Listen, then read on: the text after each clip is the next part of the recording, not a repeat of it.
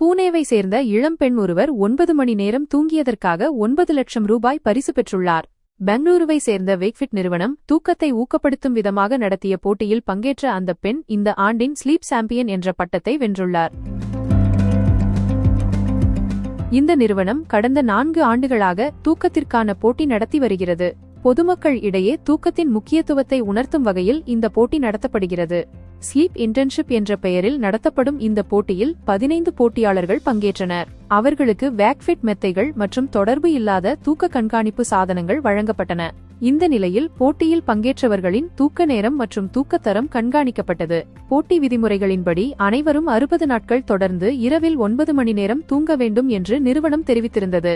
அந்த வகையில் இந்த போட்டியில் சரியாக தூங்கி பூனேவை சேர்ந்த பூஜா மாதமவ் என்ற இளம் பெண் பரிசை வென்றுள்ளார். IPS ஆவதற்காக தயாராகி வருகிறேன். தினமும் 4 முதல் 5 மணி நேரம் மட்டுமே தூங்குவேன்.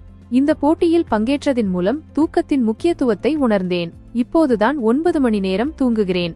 முன்பை விட இப்போதுதான் மிகவும் சுறுசுறுப்பாக உள்ளேன் என்று அவர் தெரிவித்துள்ளார்.